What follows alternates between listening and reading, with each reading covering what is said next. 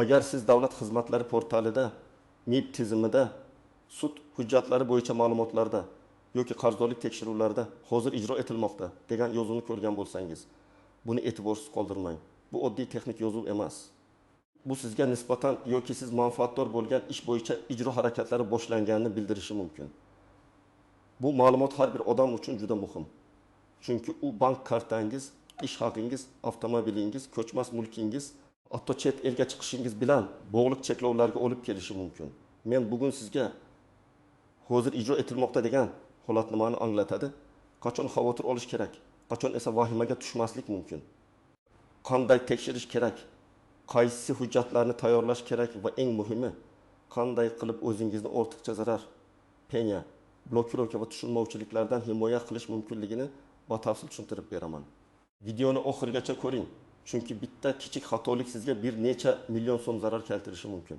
Hozirning o'zida kanalga obuna bo'ling va videoga like bosing, chunki bu mavzu bugun sizga kerak bo'lmasa ham ertaga albatta kerak bo'lib qolishi mumkin. Avvallar odamlar qarzdorlik yoki sud qarori bo'yicha ijro ishlari haqida ko'pincha juda kech xabar topardi. Masalan, odam biror jarima, aliment, kredit qarzi, kommunal to'lov yoki sud qarori bo'yicha majburiyat borligini unutib yuborardi. Keyin bir kuni bank kartasidan pul yechilib ketadi. Mashinani sotmoqchi bo'lsa taqiq chiqadi. Chet elga ketmoqchi bo'lsa aeroportda muammo bo'ladi. Yoki ish joyiga ijro hujjati borib, oylikdan ushlab qolinadi. Ana shundan keyin odam bu qayerdan chiqdi deb yugurishni boshlardi. Hozir esa ko'plab jarayonlar raqamlashtirilgan. Ijro hujjatlari, qarzdorliklar, undiruv ishlari, taqiqlar va cheklovlar elektron tizimlarda ko'rinadigan bo'ldi. Hozir ijro etilmoqda degan holat ham ana shu jarayonning bir qismi. Bu odatda ijro hujjati vakolatli organ tomonidan qabul qilinganini va davlat ijrochisi yoki tegishli ijro organi uni amalga oshirish bo'yicha harakatlarni olib borayotganini anglatadi. Oddiy qilib aytganda, sud qarori, notarial ijro yozuvi, ma'muriy jarima, aliment bo'yicha qaror yoki boshqa majburiy undiruv hujjati bo'lsa, u ijroga yuboriladi. Ijroga yuborilgandan keyin ish ochiq holatga o'tadi. Tizimda esa siz hozir ijro etilmoqda degan yozuvni ko'rishingiz mumkin. Bu holat shuni anglatadiki, masala hali yopilmagan, qarzdorlik yoki majburiyat hali to'liq bajarilmagan, ijro ishi tugatilmagan. Bu yerda eng muhim nuqta shuki, odamlar ko'pincha ijro etilmoqda degan so'zni hali hech narsa bo'lmagan, shunchaki jarayon ketmoqda deb tushunadi.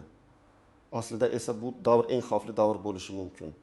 Chunki aynan shu paytda bank hisob varaqlariga band solinishi, ish haqidan ushlab qolish boshlanishi, mol-mulkka taqiq qo'yilishi, qarzdorning nomidagi transport vositalariga cheklov kiritilishi yoki boshqa majburiy choralar ko'rilishi mumkin. Men avvalo hozir ijro etilmoqda holatini 3 ta katta guruhga ajratib tushuntiraman. Birinchi holat, siz qarzdorsiz. Ikkinchi holat, siz undiruvchisiz, ya'ni kimdandir pul yoki majburiyat undirilishi kerak. Uchinchi holat, siz uchinchi shaxssiz, masalan, mulk sotib olmoqchisiz, avtomobil olmoqchisiz yoki hamkorlik qilmoqchisiz va qarshi tomonning ijro ishi borligini ko'ryapsiz. Agar siz qarzdor bo'lsangiz, hozir ijro etilmoqda degani sizga nisbatan majburiy ijro ishlari ketayotganini bildiradi. Masalan, sizda 1.500.000 so'mlik yo'l harakati jarimasi bo'lishi mumkin. Uni vaqtida to'lamagansiz. Jarima ijroga yuborilgan. Endi tizimda hozir ijro etilmoqda turadi. Siz o'ylaysizki, mayli keyin to'layman. Lekin shu orada bank kartangizga kelgan 2.000 so'm oylikdan ma'lum qismi ushlab qolinishi yoki hisobingiz bloklanishi mumkin. Ba'zi odamlar keyin men to'lamoqchi edim, nega birdan pulim yechildi deb e'tiroz bildiradi. Sabab oddiy, ijro hujjati allaqachon majburiy ijroga o'tgan. Yana bir misol. Fuqaroning bank kreditidan 2.000 so'm qarzi qolgan. Bank sudga murojaat qilgan yoki notarial ijro yozuvi olgan. Hujjat MIBga yuborilgan. Tizimda hozir ijro etilmoqda chiqadi.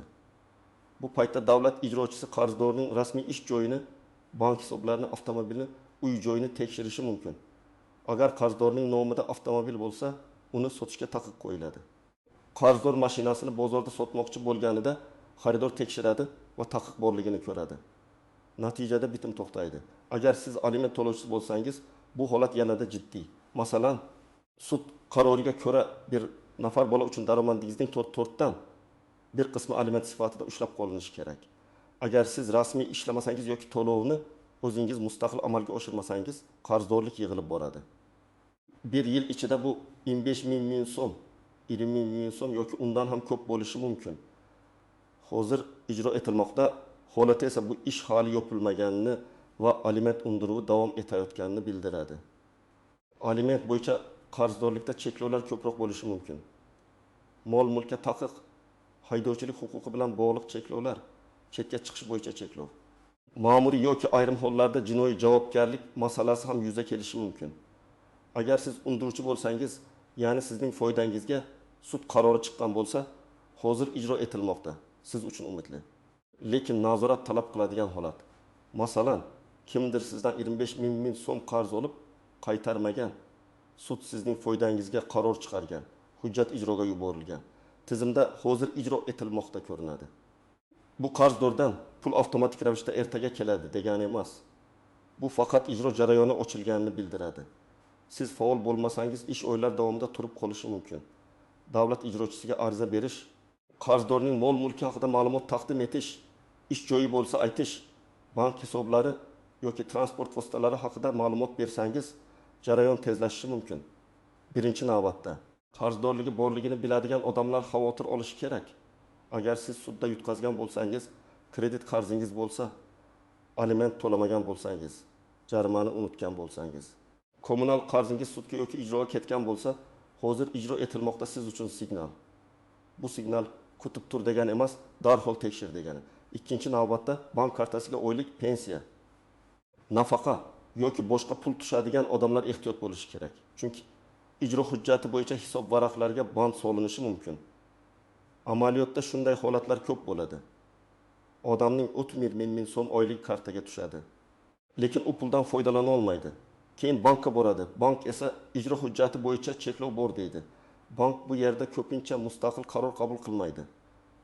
U ijro organining talabini bajaradi. Uchinchi navbatda mulk sotib oladigan odamlar tekshirishi kerak. Masalan, siz 20 ming so'mga avtomobil sotib olmoqchisiz. Sotuvchi hammasi joyida deydi. Lekin tizimdan tekshirganingizda uning nomida ijro ishi bor va avtomobilga taqiq qo'yilgan bo'lishi mumkin. Agar siz oldindan pul berib qo'ysangiz, keyin notarial rasmiylashtirishda muammo chiqadi. Shuning uchun har qanday yirik bitimdan oldin qarzdorlik, taqiq va ijro holatini tekshirish zarur. Lekin hamma holatda ham vahima qilish kerak emas. Masalan, siz jarimani kecha to'lagan bo'lishingiz mumkin. Lekin tizim hali yangilanmagan bo'ladi. Ba'zan to'lov bir necha soat, ba'zan bir necha ish kuni ichida aks etadi. Yoki ijro ishi yopilgan, lekin elektron bazada status kechikib o'zgargan bo'lishi mumkin. Shunday holatda asosiysi to'lov kvitantsiyasi, bank chekini saqlab qo'yish va ijro organiga murojaat qilib ishni yopishni so'rash kerak. Birinchi misol yo'l jarimasi. Tasavvur qiling, haydovchi 2020 yilda 30 ming so'm jarima olgan. U jarimani vaqtida to'lamagan. Keyin jarima ijroga yuborilgan. Ijro xarajatlari, qo'shimcha undirishlar yoki kechikish oqibatida umumiy summa oshishi mumkin. Haydovchi esa 1 yil o'tib avtomobilni sotmoqchi bo'ladi. Notariusda yoki onlayn tekshiruvda taqiq chiqadi. Endi u nafaqat jarimani to'lashi, balki ijro ishini yoptirishi, taqiqni yettirishi, tizimda yangilanishini kutish kerak. Bu bir kunlik ish bo'lmasligi mumkin.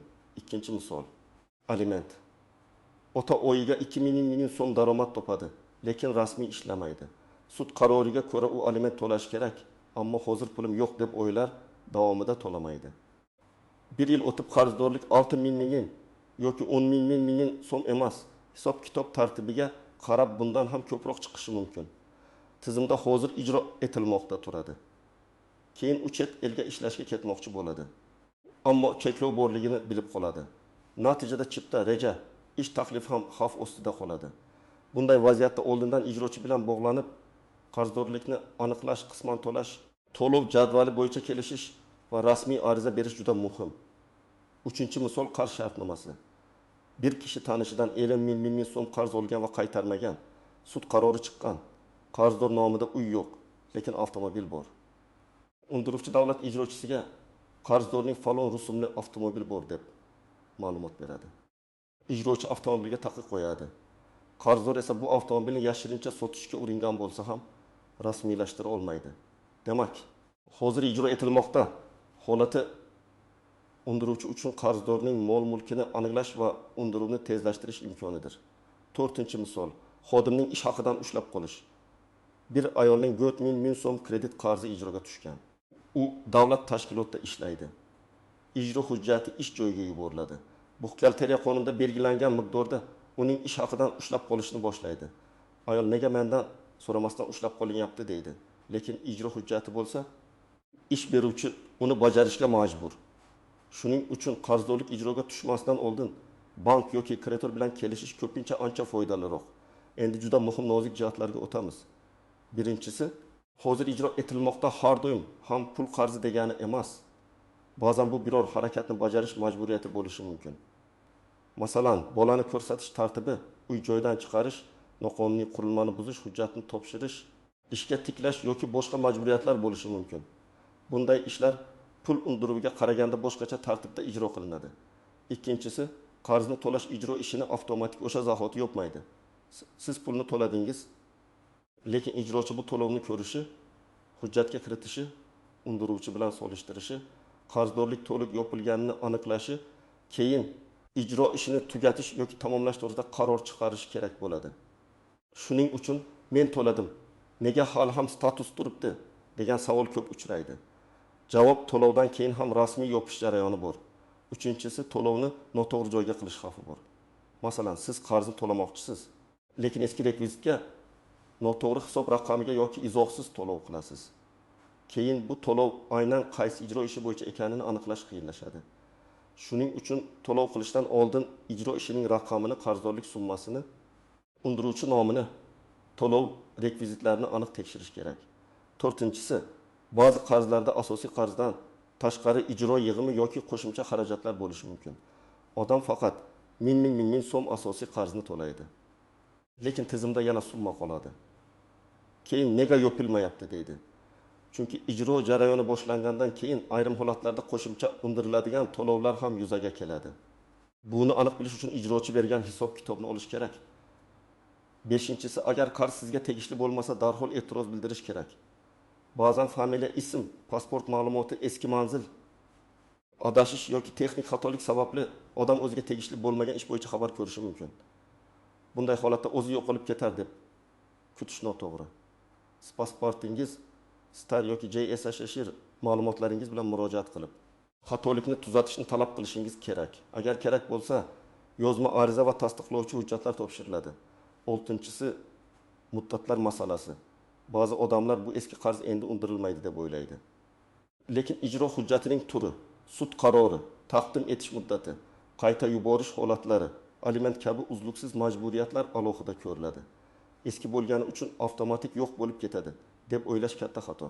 Har bir holatda hujjatni ko'rish va yuridik baholash kerak.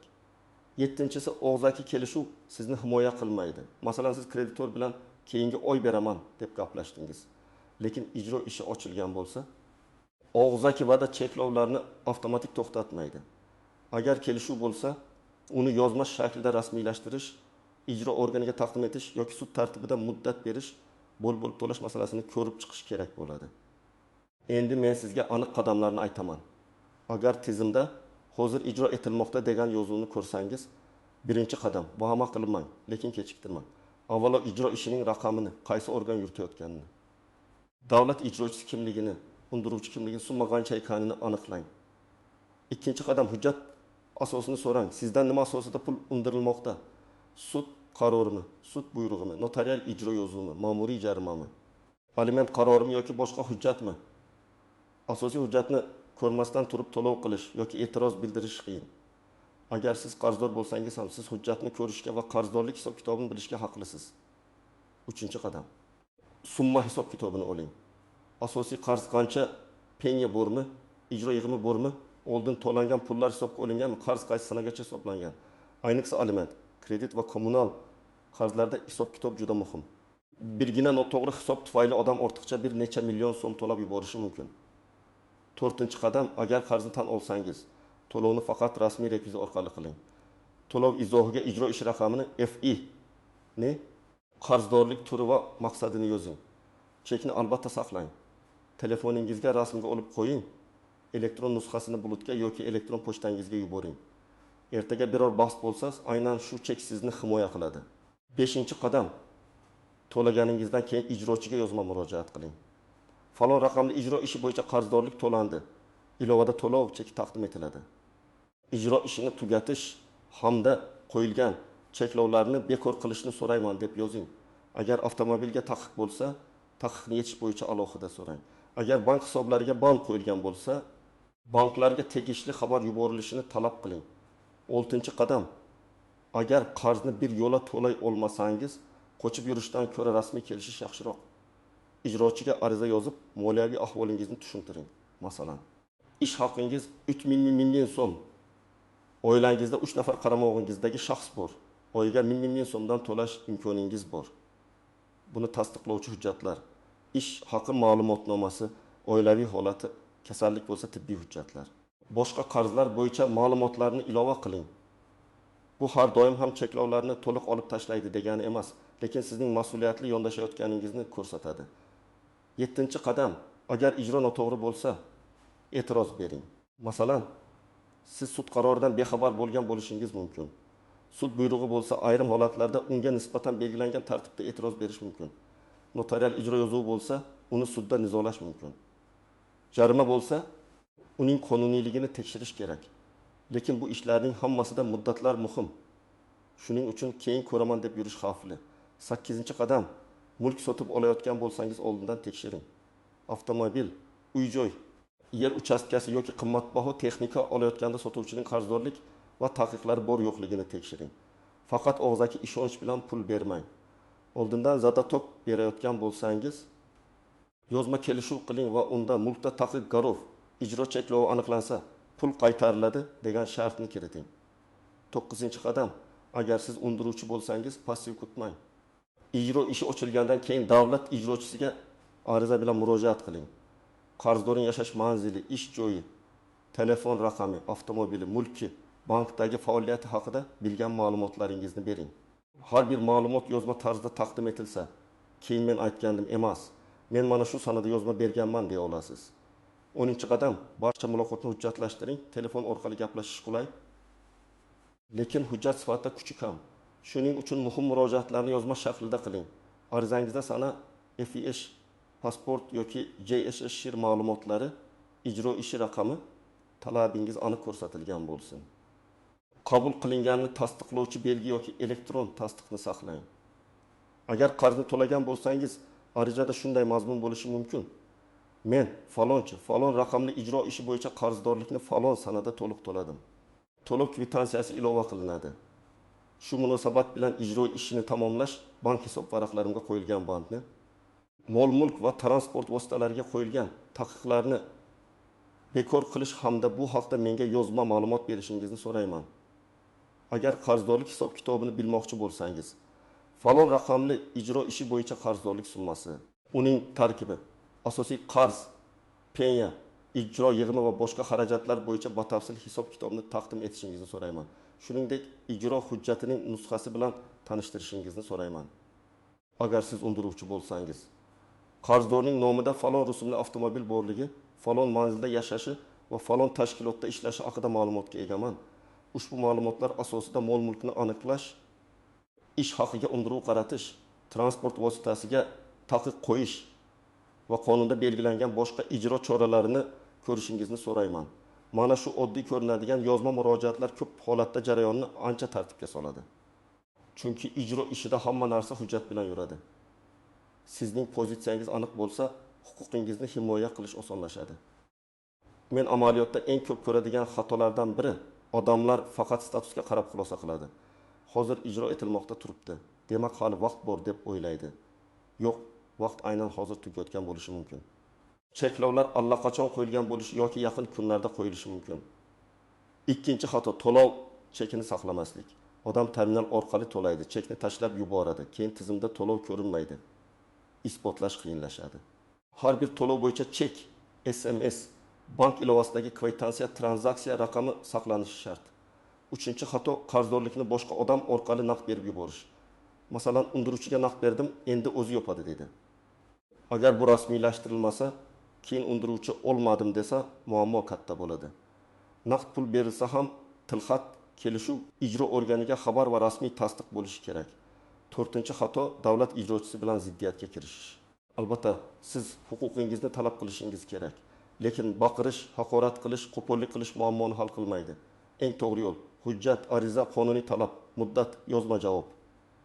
Agar ijrochining harakati yoki harakatsizligidan norozi bo'lsangiz, belgilangan tartibda yuqori turuvchi organga yoki sudga shikoyat qilish mumkin. 5-xato ish yopilgandan keyin ham taqiqlar yechilganini tekshirmaslik. Ba'zan ijro ishi tamomlangan bo'ladi, lekin bankdagi band yoki avtomobildagi taqiq tizimda kechikib qoladi. Shuning uchun yakunda albatta tekshiring. Bank hisoblari ochildimi? Mulkdagi taqiq yechildimi? Chetga chiqish cheklovi bekor bo'ldimi? Tizimda status o'zgardimi? Hozir ijro etilmoqda degan yozuvni ko'rsangiz, buni oddiy xabar deb qabul qilmang. Bu ijro jarayoni faol ekanini, sizning yoki qarshi tomonning majburiyati hali yopilmaganini bildiradi. Qarzdor bo'lsangiz, summani, asosni, cheklovlarni va to'lov tartibini darhol aniqlang. Undiruvchi bo'lsangiz, faol bo'ling, ijrochiga ma'lumot bering. Yozma murojaat qiling. Mulk sotib olayotgan bo'lsangiz, albatta oldindan tekshiring. Eng muhim qoida shuki, ijro ishida vaqt, hujjat va aniqlik hal qiluvchi rol o'ynaydi. Kechiksangiz hisob bloklanadi. Mulkka taqiq qo'yiladi yoki ortiqcha xarajatlar paydo bo'ladi. To'g'ri harakat qilsangiz, muammoni ancha tez va kamroq zarar bilan hal qilasiz. Sizda hozir ijro etilmoqda degan status chiqqanmi? Qanday vaziyat bo'lgan? Qarzdorlikmi? Jarimami? Alimentmi yoki boshqa ijro ishimi? Kommentariyada yozing. Men va boshqa tomoshabinlar uchun ham foydali tajriba bo'ladi. Video foydali bo'lgan bo'lsa, like bosing, kanalga obuna bo'ling va yaqinlaringizga yuboring. Chunki bu ma'lumot bir kun kelib ularning kartasi, mashinasi, uy yoki chet elga chiqish rejalarini saqlab qolishi mumkin.